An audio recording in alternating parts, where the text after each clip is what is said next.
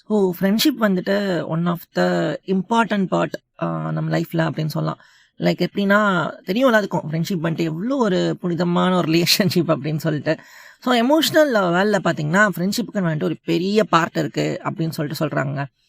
So அதோட நம்ம பார்த்தோம் ஃப்ரெண்ட்ஷிப்பில் லாஸ்ட் பார்ட்டில் பார்த்தோம் ஃப்ரெண்ட்ஷிப்பை சைட் ஏ சைடுன்னு சொல்லிட்டு இந்த பாசிட்டிவ், அதுக்கப்புறம் நெகட்டிவ், அதுக்கப்புறம் டாக்ஸிக் ஃப்ரெண்ட்ஷிப் எல்லாம் பார்த்தோம் இல்லையா.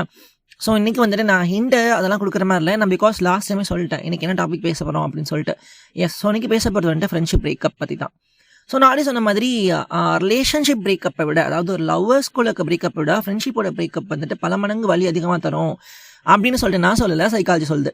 ஸோ அதை பற்றி தான் இன்றைக்கி பேச போகிறோம். நிறையா பேர் நம்ம லைஃப்பில் வந்துட்டு க்ராஸ் பண்ணி வந்திருப்போம். ஒரு ஸ்டேஜில் வந்துட்டு எப்படின்னா நல்லா க்ளோஸ் ஃப்ரெண்டாக இருந்திருப்பாங்க. காலேஜ்லையோ ஸ்கூல் டைம்லையோ இல்லை ஆஃபீஸ்லையோ ஒரே ஒரு டைமில் ரொம்ப க்ளோஸ் ஃப்ரெண்ட்ஸாக இருந்திருப்பாங்க. அவங்க இல்லாமல் இங்கே இருக்க மாட்டாங்க அப்படின்ற ஒரு ஸ்டேஜ்லலாம் இருந்திருக்கும். ஸோ எங்கே போனாலும் கூட போகிறது அந்த மாதிரிலாம் இருந்திருக்கும். பட் ஆனால் என்னென்னா ஒரு குறிப்பிட்ட காலகட்டத்தில் என்ன ஆகும்னா ரெண்டு பேருக்கும் ஏதோ ஒரு பிரச்சனையாகி பிரிஞ்சிடுவாங்க. ஏதோ ஒரு காரணத்துக்காக வந்துட்டு பேசாமே போயிடுவாங்க. ஸோ சில பேர் என்ன ஆகும்னா அந்த மியூச்சுவலாக அதாகிறது வந்துட்டு நம்ம ப்ராப்ளம் இல்லை, சரி ரெண்டு பேர் லைஃபும் வந்து மாறுது அதனால பிரியிடும் அப்படின்னு சொல்லிட்டு. பட் ஆனால் என்னென்னா சில ஃப்ரெண்ட்ஷிப் எப்படி இருக்கும்னா ஒன் சைட் மட்டும், அதாவது ஒருத்தவங்க தான் இருப்பாங்க, பட் இன்னொருத்தவங்க வந்துட்டு பேசாமல் போயிடுவாங்க. ஸோ அந்த மாதிரி ஒரு பிரேக்கப்பை தான் இன்றைக்கி நம்ம பார்க்க போகிறோம். ஸோ நீங்கள் கேட்குறது பிலோ தாட்ஸ், நான் உங்கள் ஆதித்யா. நம்ம ஆல்ரெடி வந்துட்டு நம்ம பிலோ தாட்ஸில் வந்துட்டு ஃபுல்லாக சொன்ன மாதிரி மென்டல் ஹெல்த்தை பற்றி பேசிகிட்டு இருக்கோம். லைக் லைஃபுக்கு யூஸ்ஃபுல்லான டாபிக்ஸோட இன்னும் கொஞ்சம் டிஃப்ரெண்டான டாபிக்ஸையும் இன் ஃபியூச்சர் பாட்காஸ்ட்டில் வந்துட்டு நம்ம ஆட் பண்ணலாம். ஸோ ஃப்ரெண்ட்ஷிப் பிரேக்கப் எதனால் ஏற்படுது அப்படின்னு சொல்லிட்டு ஏதாவது கண்டிப்பாக உங்களுக்கு தெரிஞ்சிருக்கும். சில பேருக்கு எல்லா ரீசன்ஸ் தெரியும் கண்டிப்பாக. ஸோ ஆல்ரெடி சொன்ன ஃப்ரெண்ட்ஷிப் வந்துட்டு சம்டைம்ஸ் ஃபேமிலியை விட பெருசு அப்படின்னு சொல்கிறாங்க. நிறையா விதத்தில் வந்துட்டு ஃபேமிலிக்கும் மேலே ஃப்ரெண்ட்ஸ் எல்லாம் இருப்பாங்க அப்படின்ற மாதிரி நம்ம மூவிஸில் பார்த்துருப்போம். உங்கள் லைஃப்லேயே கூட இருந்திருக்கலாம்.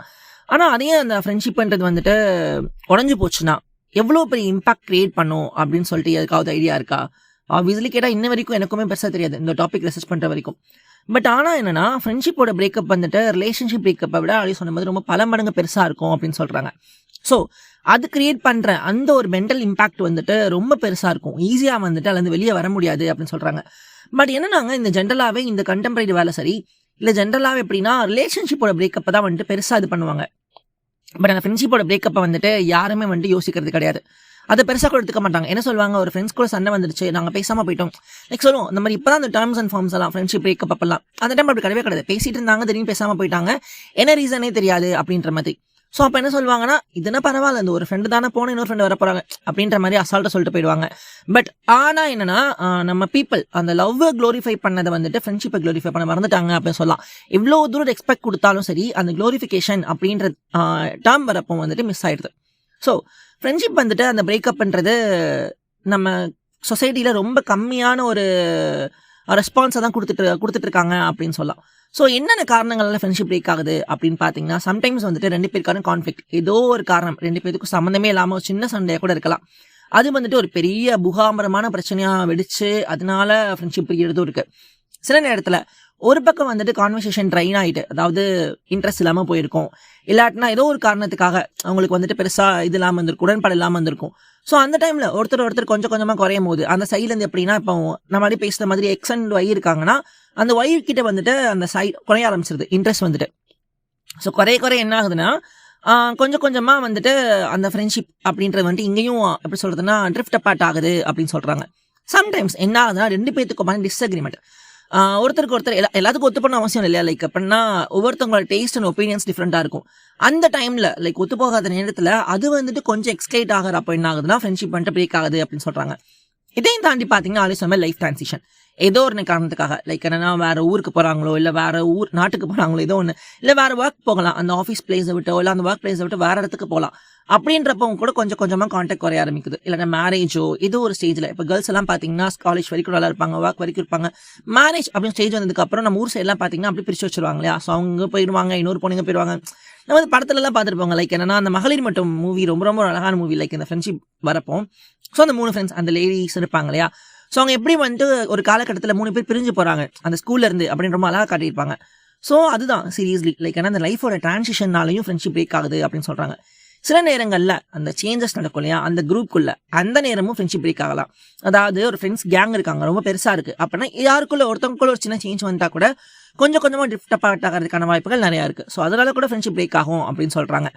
ஸோ என்னன்னா ஆல்ரெடி சொன்ன காமன் கமெண்ட் என்னன்னா இதை விட என்ன, நீ வேறு ஃப்ரெண்ட்ஸ் மேக் பண்ணிக்கலாம், இதெல்லாம் பெரிய மேட்ரா, சும்மா தட்டி விட்டு போயிட்டே அப்படின்ற மாதிரி சொல்லுவாங்க இல்லையா.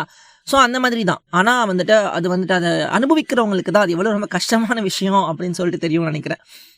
ஓகே, ஸோ இதுதான் வந்துட்டு ஃப்ரெண்ட்ஷிப் பிரேக்கப்கான ரீசன்ஸ் அப்படின்னு சைக்காலஜி சொல்லுது. ஸோ என்னென்ன இம்பாக்டெல்லாம் கிரியேட் பண்ணுது அப்படின்னு பார்த்தீங்கன்னா, த ஃபர்ஸ்ட் திங் என்னன்னா, உங்களுக்கு வந்துட்டு கொஞ்சம் கொஞ்சமாக சோஷியல் சப்போர்ட் வந்துட்டு குறைய ஆரம்பிக்கும். அதாவது நீங்கள் உங்கள் ஃப்ரெண்டு தான் டிபெண்ட் பண்ணி இருந்திருப்பீங்க, என்ன ஆகுனா கொஞ்சம் கொஞ்சமாக லோன்லியாக ஃபீல் பண்ண ஆரம்பிப்பீங்க அந்த ஒரு குறிப்பிட்ட பர்சன் உங்கள் லைஃப் இல்லாதப்போ. ஸோ என்ன ஆகுதுன்னா, ஆட்டோமேட்டிக்காக அவங்க மூடு வந்துட்டு கம்ப்ளீட் டிஸ்ட்ரெஸ் ஆகுது, ரொம்ப குறைஞ்சிருது, மூடியை வந்துட்டு ஸ்பாயில் ஆகிடுது அப்படின்னு சொல்லலாம். ஸோ தனியாக இருக்கிறப்ப என்ன ஆகும் உங்களுக்கே தெரியும், லைக் டிப்ரெஷன் வரும், அப்புறம் வந்துட்டு ஸ்ட்ரெஸ் ஆகும். ஸோ அந்த மாதிரிலாம் வரும். ஸோ பேக் டு பேக் வரனால கூட நமக்கு மென்டல் ஹெல்த் வந்துட்டு பாதிக்கப்படுது அப்படின்னு சொல்கிறாங்க. இதையும் தாண்டி என்ன பண்ணீங்க, ட்ரஸ்ட் அண்ட் வெல்னபிலிட்டி குறைஞ்சு போயிடுது. அதாவது இப்போ சில ஃப்ரெண்ட்ஷிப்ஸ் எப்படி இருக்குன்னா, சம்டைம்ஸ் வந்து பிட்ரேயல் அந்த ஒரு பேஸ் பண்ணி பெரிய ஃப்ரெண்ட்ஸும் நிறைய பேர் இருக்காங்க. லைக் என்னன்னா, நம்ம காசிப் பற்றி பேசணும் இல்லையா. ஸோ அந்த மாதிரி ஒரு சின்ன விஷயம், இல்லைன்னா உங்கள் ஃப்ரெண்டு வந்துட்டு உங்களுக்கு துரோகம் பண்ணி ஏதோ ஒரு விஷயம் அந்த மாதிரி இருக்குது. உங்கள் மூலம் நல்லா பேசுவாங்க, பின்னால் ஒன்று பேசுவாங்க, அது தெரிய வரப்பவும் சண்டை ஆகும். ஸோ அந்த மாதிரி பெரிய ஃப்ரெண்ட்ஷிப் பிரேக்கப்ஸும் இருக்குது. ஸோ அந்த மாதிரி டைமில் வந்துட்டு அந்த ட்ரஸ்ட் அண்ட் வெல்னபிலிட்டி அவங்க மேலே இருக்க நம்பிக்கை குறைஞ்சனால அடுத்த ஒரு பீப்புள் மேலே ஆப்வியஸ்லி நம்பிக்கை வராது இல்லையா. ஸோ அதுக்கு டைம் எடுக்கும். ஸோ அந்த டைமில் உங்கள் ட்ரஸ்ட் மொத்தமாக வந்துட்டு குறைய ஆரம்பிக்குது. ஸோ அடுத்து ஹியூமன்ஸ் யாரை பார்த்தாலும் சரி, ஃப்ரெண்ட்ஸ்னு வந்துட்டாலே ஐயோ ஃப்ரெண்ட்ஸ்னாலும் எப்படி தான் இருப்பாங்களோ அப்படின்ற மைண்ட் செட் வந்துடும். அதுக்கப்புறம் பார்த்தீங்கன்னா, நீங்கள் 2 பேர் பண்ணிக்கிட்ட அந்த ஷேர்டு ஸ்டோரிஸ், ஸோ அந்த லாஸ்ட் ஆஃப் ஷேர்டு ஹிஸ்ட்ரி, நீங்கள் பேசின கதைகள், அதுக்கப்புறம் வந்துட்டு நீங்கள் ஷேர் பண்ண ஃபேக்ட்ஸ் ஏதோ ஒன்று நீங்கள் பேசியிருப்பீங்க, அதெல்லாம் என்ன ஆகுனா உங்களுக்குள்ளேயே மொத்தமாக மறைஞ்சு போயிடும். சில நேரங்களில் அதை பற்றி நம்ம யோசிக்காதப்போ ஆட்டோமேட்டிக்காக நம்ம பிரெயின் வந்துட்டு பெருசாக ஸ்டோர் பண்ணிக்காது. ஸோ அதையுமே வந்துட்டு லாஸ் ஆகிறதுக்கான சான்சஸ் நிறையா இருக்குது. அதுக்கப்புறம் பார்த்தீங்கன்னா, உங்களோட ஐடென்டிட்டிலேயே உங்களுக்கு வந்துட்டு சந்தேகம் ஆரம்பிச்சிடும். எப்படின்னா, நான் பண்ணது தப்பா, நான் பண்ணது கரெக்டா, இட்ஸ் சேம் டு லைஃப்க்குனா அந்த லவ்வர் பிரேக்கப் மொழி தான். ஸோ என்ன டிஃப்ரென்ஸ்னா, அது வந்துட்டு 2 பார்ட்னர் கொள்ளுது, இது ஃப்ரெண்ட்ஷிப் கொள்ளுது, அவ்வளோ வித்தியாசம். பட் சேம் டு சேம் பிரேக்கப்ன்றது வந்துட்டு அங்கங்கே என்ன இம்பாக்ட் பார்த்தோமோ அதே இம்பாக்ட்ஸ் தான் இங்கேயும் சைக்காலஜி சொல்லுது. ஸோ என்னன்னா, உங்களோட ஐடென்டிட்டி வந்துட்டு உங்களுக்கு டவுட் வந்துடும். நான் பண்ணுறது கரெக்டு தானா, நான் பண்ணுறது தப்பா, இல்லை என்னால் தான் வந்துட்டு அவங்க பேசாமல் போனாங்களா, நான் தான் காரணமா அப்படின்ற மாதிரி உங்களை நீங்களே வந்துட்டு சந்தேகப்பட ஆரம்பிச்சிருவீங்க. இதையும் தாண்டி பார்த்தீங்கன்னா கிரீஃப், ஐயோ எல்லாம் முடிஞ்சிருச்சு அப்படின்ற மாதிரி மொத்தமாக உடஞ்சி போய் ஒரு மனநிலை மேலே உட்கார்றது, சோகமாக முழுசா ஐயோ லைஃபே வேணாம் அப்படின்னு வருத்த மாதிரிலாம் இருப்பாங்க சில பேர், லைக் ஃப்ரெண்ட்ஸ் போயிட்டாங்கன்னா அப்படின்னு. Okay fine. இப்போ ஒரு சின்ன கதை, லைக் என்னன்னா, இது என் லைஃப்பில் நடந்த ஒரு கதை. என் லைஃப்பில் தெரிஞ்ச ஒருத்தவங்க, அவங்களுக்கு வந்துட்டு சின்ன வயசுலேருந்து ஒரு ஃப்ரெண்டு கூடயே இருப்பாங்க எப்போவுமே. லைக் என்னன்னா, ஸ்கூல்லையும் சரி காலேஜ்லேயும் சரி எப்போவுமே கூடயே தான் இருப்பாங்க. லைக் என்னன்னா, அவங்களுக்கு கல்யாணம், ஐ மீன் அவங்க கேர்ள்ஸ் தான். ஸோ 2 பேர் கல்யாணம் ஆகிற ஸ்டேஜில் என்ன ஆகுதுன்னா, அவங்க வீட்டில் ஃபோர்ஸ் பண்ணி நீ இனிமேல் அவகிட்ட பேசக்கூடாது அப்படின்னு சொல்கிறாங்க. ஸோ ஆனாலும் என்ன பண்ணுறாங்கன்னா, இந்த பொண்ணு வந்துட்டு அந்த பொண்ணுக்கிட்ட பேசாமல் இருக்க முடியாது. ஸோ ஊரை விட்டு ஊரை போய் பார்க்குறது செய்கிறது, வீட்டுக்கு தெரியாமல் அந்த மாதிரி பழக்கவழக்கெல்லாம் வச்சுக்கிறாங்க.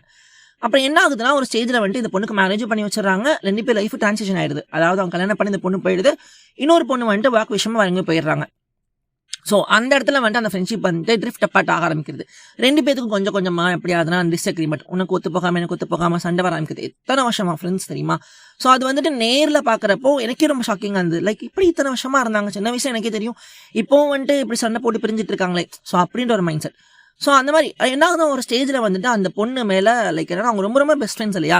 ஸோ ஒரு பொண்ணால் வந்துட்டு தாங்கிக்க முடியல, லைக் என்னன்னா இவன் இப்படி பண்ணுறா அப்படின்ற மாதிரி மொத்தமாக போயிடுச்சு. இப்போ அவள் எல்லாமே எதுவுமே இல்லைன்னு சொல்லிட்டு ஒரு கொஞ்ச நாள் வரைக்குமே அவங்க எப்படி இருந்தாங்கன்னா, ரொம்ப டல்லாக சோகமாக யார்கிட்டயும் பேசாமல் ரொம்ப கலகலன்னு பேசுவாங்க. அப்படி இருக்க ஒருத்தவங்க ரொம்ப ரொம்ப சைலண்ட்டாக கேரக்டராகவே மாறிட்டாங்க அப்படின்னு சொல்லலாம். ஸோ இது வந்துட்டு கதை கிடையாது, இது ரியல் லைஃப்பில் நான் பார்த்துற எக்ஸாம்பிள். ஸோ இந்த மாதிரி தான் ஃப்ரெண்ட்ஷிப் பிரேக்கப் வந்துட்டு எவ்வளோ தூரம் மென்டல் ஹெல்த்தை இம்பாக்ட் பண்ணும் அப்படின்றது உங்களுக்கு நல்லா தெரிஞ்சிருக்கும் அப்படின்னு நினைக்கிறேன். Okay fine. ஸோ இதே தான் என்ன ஆகுதுன்னா, ரூமினேஷன் பண்ணுவோம். அதாவது வந்துட்டு பாஸ்ட் பற்றி நினைப்போம், நடந்த அந்த விஷயங்கள் பற்றி நினைப்போம், நெகட்டிவ் தாட்ஸ் அதிகமாக வரும். ஆல்ரெடி சொன்ன மாதிரி ஏன்னா நம்ம ஆல்ரெடி தனியாக இருக்கும். ஸோ வந்துட்டு டிப்ரெஷன் ஸ்டேட்டில் இருக்கும், இல்லை ஸ்ட்ரெஸ்டாக இருக்கும்னு வச்சுக்கோங்களேன். தேவையில்லாதான் யோசிப்போம். லைக் ஃபுல்லாக நெகட்டிவ் தாட், இப்படி ஆகிடுமோ, அடுத்த ஒரு ஃப்ரெண்ட்ஷிப் மேக் பண்ணணும், அவங்களும் கூடயும் இப்படி தான் பிரேக்கப் ஆகிடுமோ நமக்கு. ஸோ யாரு கூட பேசாமல் போயிடுவாங்களோ, யாருமே நம்ம கிட்ட பேச மாட்டாங்களா, நம்ம தனியாகவே இருந்துருவோமா அப்படின்ற ஒரு தாட்டில் வர ஆரம்பிச்சிடும். இதையும் தாண்டி பார்த்தீங்கன்னா உங்கள் செல்ஃப் எஸ்டீம் கொஞ்சம் கொஞ்சமாக குறைய ஆரம்பிச்சிடும். ஸோ வந்துட்டு அது போயிடுச்சா, அதுக்கப்புறம் சோஷியல் விட்ராவல் பண்ணிடுவீங்க, யாரு கூட பேச மாட்டீங்க, ஸோ யாரு கூட பழக மாட்டீங்க, தனியாகவே இருப்பீங்க ஃபுல்லாகவே. அதுக்கப்புறம் என்ன அடுத்த புதுசாக ஒரு ஃப்ரெண்டை மேக் பண்ணுறதுக்கு ரொம்ப ஆங்ஸைட்டாக ஃபீல் பண்ணுவீங்க. ஸோ இதெல்லாம் வந்துட்டு ஃப்ரெண்ட்ஷிப் பிரேக்கப் ஆனால் எப்படி மென்டல் ஹெல்த் இம்பாக்ட் பண்ணும் அப்படின்ற பாயிண்ட்ஸ். சீரியஸ்லிங்க எனக்கு ரொம்ப ஷாக்கிங்காக இருக்குது. லைக் என்ன ஃப்ரெண்ட்ஷிப் பிரேக்கப்னு நம்ம சால்ட்டாக சொல்கிறோம் இல்லையா, பட் ஆனால் இவ்வளோ பெரிய ஒரு மென்டல் இம்பாக்டை வந்துட்டு கிரியேட் பண்ணுது ஹெல்த்தில் அப்படின்னு பார்த்தீங்கன்னா ரொம்ப பெரிய விஷயம். இதனால சில பேர் லைஃப்பை லாஸ் பண்ணவங்க கூட இருக்காங்க. ஸோ நம்ம மாதிரி மூவிஸ்லேயும் பார்த்துருப்போம், ரியல் லைஃப்லையும் பார்த்துருப்போம். ஓகே ஃபைன், இதெல்லாம் சொல்கிறியே, லைக் என்னன்னா இம்பாக்ட் சொல்கிற, அதுக்கப்புறம் மீனிங் சொல்கிற, இதுக்கான சொல்யூஷன் என்ன அப்படின்னு கேட்டிங்கன்னா அதுக்கான சில சொல்யூஷன்ஸ் இருக்குது. ஆல்ரெடி சொன்னமே சேம் டு சேம் பிரேக்கப்போட சேர்ந்தது தான். ஸோ ஃபஸ்ட் திங் என்னென்னா உங்களோட உங்களோட ஃபீலிங்ஸை வந்துட்டு அக்னாலேஜ் பண்ணுங்கள். நீங்கள் சேடாக இருக்கீங்களா, சேடாக இருக்கேன்னு காட்டுங்க, ஒன்றும் பிரச்சனை கிடையாது. நீங்கள் கோவமாக இருக்கீங்கன்னா கோவத்தை காட்டுங்க. நீங்கள் உள்ளே போட்டு அதை டம்ப் பண்ண என்ன ஆகுனா, ஒரு டைமில் என்ன ஆகுனா, எப்படி ப்ரெஷர் குக்கரை வந்துட்டு அந்த ப்ரெஷர் நம்ம அடிக்க வைக்க முடியாது இல்லையா, ஒரு டைமில் அது வெடிச்சு தான் சத்துரும். அதே மாதிரி நீங்கள் எமோஷன்ஸை டம்ப் பண்ண என்ன ஆகுனா ஒரு டைமில் பஸ்ட் அவுட் ஆகி வெளியே வரும். ஸோ அந்த டைமில் ரொம்ப கஷ்டமாக இருக்குங்க அது பஸ்ட் அவுட் ஆகிறப்போ. அதுக்கு முன்னவே நீங்கள் கொஞ்சம் கொஞ்சமாக உங்கள் எமோஷன்ஸை வெளியே காட்ட ஆரம்பிச்சிடலாம். நீங்கள் சேடாக இருக்கீங்களா, பி சேட். நீங்கள் ஹாப்பியாக இருக்கீங்களா, பி ஹாப்பி. ஸோ என்ன எமோஷன்ஸ் இருக்கோ அதை அப்படியே வந்துட்டு ரெஃப்ளெக்ட் பண்ணுங்கள். அடுத்து பார்த்தீங்கன்னா உங்களை வந்துட்டு சோகத்தை வந்துட்டு ஃபீல் பண்ணுறதுக்கு விடுங்க தயவு செஞ்சு. ஸோ அதை போட்டு இது பண்ணாதீங்க. லைக் நம்ம சோகமாக இருக்கிறதுக்காக நான் டிஸ்ட்ராக்ட் பண்ணி நான் ஹாப்பியாக இருக்கணும் அப்படிலாம் கிடையாது.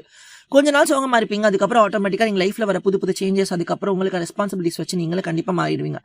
ஸோ அதனால் வந்துட்டு கிரீஃபாக அதை அலோவ் பண்ண விடுங்க. அதுக்கப்புறம் பார்த்தீங்கன்னா உங்களுக்குன்னு ஒரு எமோஷனல் ஸ்பேஸை கிரியேட் பண்ணிக்கோங்க. லைக் என்னன்னா முந்தின ஃப்ரெண்ட்ஷிப்பில் என்ன ஆச்சு, ஏன் பிரேக்கப் ஆச்சு அப்படின்ற அனலைஸ் பண்ணுங்கள்.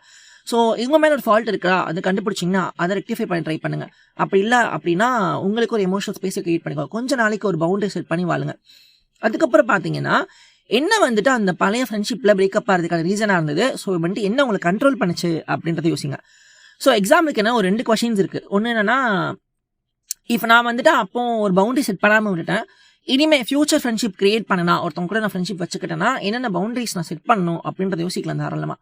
அதே தாண்டி பார்த்தீங்கன்னா என்கிட்ட எனக்கு குவாலிட்டிஸ் இருக்கணும் ஒருத்தவங்க கிட்ட ஃப்ரெண்ட் ஆகிறதுக்கு இன் ஃபியூச்சரில். ஏன்னா பிகாஸ் வந்துட்டு ஒருத்தவங்க விட்டு போயிட்டாங்க, அவங்க மாதிரி வந்துட்டு இவங்களும் போகக்கூடாது அப்படின்றக்காக நான் என்னென்ன குவாலிட்டிஸ் நான் இம்ப்ரூவ் பண்ணிக்கணும் அப்படின்றதையும் வந்துட்டு நீங்கள் யோசிக்கலாம்.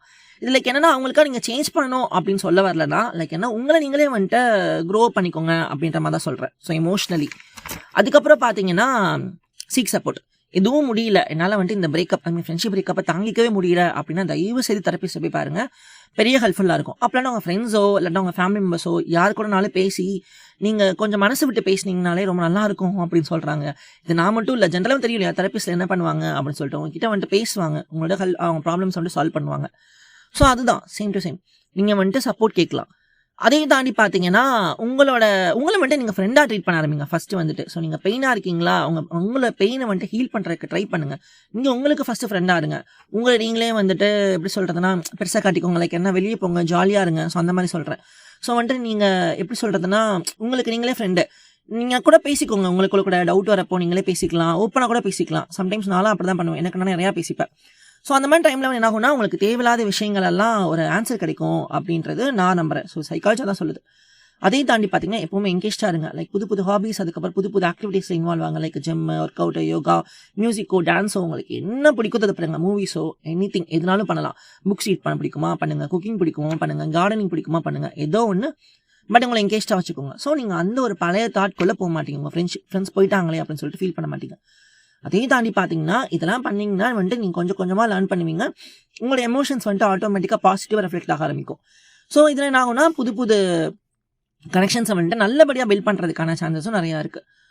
ஸோ இவ்வளோதான் ஃப்ரெண்ட்ஷிப்போட பிரேக்கப். ஸோ அப்படி சொன்ன மாதிரி love breakup and friendship breakup almost ரெண்டுமே சேம் தான். ரெண்டுமே பிரேக்கப் தாங்க. ஸோ வந்துட்டு அதில் என்ன இது வந்துட்டு நல்லது கெட்டது அப்பெல்லாம் இல்லை. ஸோ வந்துட்டு ரெண்டுமே வலி தான். நம்ம தான் வந்துட்டு அதை ஹீல் பண்ணி நல்லபடியாக கொண்டு போகணும். நம்ம அதே நினச்சி திரும்ப வாழ்கிறனால இல்லை அகைன் வந்துட்டு இப்போ உங்கள் ஃப்ரெண்டு வந்துட்டு உங்களை பிளாக் பண்ணிட்டாங்க இன்ஸ்டாலையோ வாட்ஸ்அப்லையோ அப்படின்றதுக்காக நீங்கள் இன்னொரு ஐடி யூஸ் பண்ணி அவங்களோட ஸ்டாக் பண்ணுறது, இல்லாட்டினா வந்துட்டு அவங்க ஸ்டோரிஸை வந்துட்டு தெரியாமல் ஸ்டாக் பண்ணுறது, எதுவுமே ஆக போகிறது இல்லை. அதோட போயிட்டாங்களா அவ்வளோதான், விட்டுருங்க. இதுக்கப்புறம் வந்துட்டு ஆல்ரெடி சொன்ன மாதிரி உங்களை முடியுமா, ப்ராப்ளம் ஈஸியான ப்ராப்ளமாக இருக்கா, சால்வ் பண்ண முடிஞ்சால் எப்படி சால்வ் பண்ணி பேச்சப் ஆயிக்கோங்க. அப்படி இல்லை அது முடியாத விஷயம் அப்படின்னா தயவு செய்த லைஃப்பில் மூவ் ஃபார்வர்ட் ஆகுங்க. நான் மூவ் ஆனாங்க சொல்ல, மூவ் ஃபார்வர்ட் ஆகி போய்கிட்டே இருங்க. பிகாஸ் ஆல்ரெடி சொன்ன மாதிரி லைஃப்ன்றது ஒரே ஒரு தடவை தான் வரும். நம்ம ஒரு தடவை பொசிஷனாக திரும்ப வரப்போகிறது கிடையாது. ஸோ நல்ல ஃபியூச்சர் வெயிட் பண்ணிட்டு இருக்கு. அதனால நல்லபடியாக இருங்க, ஹாப்பியாக இருங்க. ஓகே ஃப்ரெண்ட்ஸ், இன்னைக்கு டாபிக் இவ்வளோதான். நான் வெனஸ்டே இன்னொரு டாப்பிக்கோட மீட் பண்ணுறேன். ஸோ இன்னைக்கு டாபிக் உங்களுக்கு பிடிச்சிருக்கும் அப்படின்னு நினைக்கிறேன். ஓகே, நம்ம ஆல்ரெடி சொன்ன நம்ம ஸ்பாட்டிஃபை ப்ளஸ் பாட்காஸ்ட் வந்து ஸ்பாட்டிஃபை, அமேசான் மியூசிக், அதுக்கப்புறம் ஆப்பிள் பாட்காஸ்ட், அதுக்கப்புறம் யூடியூப் மியூசிக்கில் அவைலபிளாக இருக்குது. மறக்காமல் கேளுங்க, ஃபாலோ பண்ணுங்கள், ஷேர் பண்ணுங்கள் உங்கள் ஃப்ரெண்ட்ஸ் அண்ட் ஃபேமிலிக்கு. அண்ட் ஏதாவது டாபிக்ஸ் இருந்தால் எனக்கு நீங்கள் சஜஸ்ட் பண்ணலாம். என்னோட இன்ஸ்டாகிராம் ஹேண்டில் வந்துட்டு imaditya.off. ஸோ அதுக்கு நீங்கள் வந்துட்டு டிஎம் பண்ணலாம் பர்சனலாக. ஓகே ஃப்ரெண்ட்ஸ், வெனஸ்டே மீட் பண்ணலாம். Until the signing off. I'm ஒரு ஆதித்யா. Take care, by.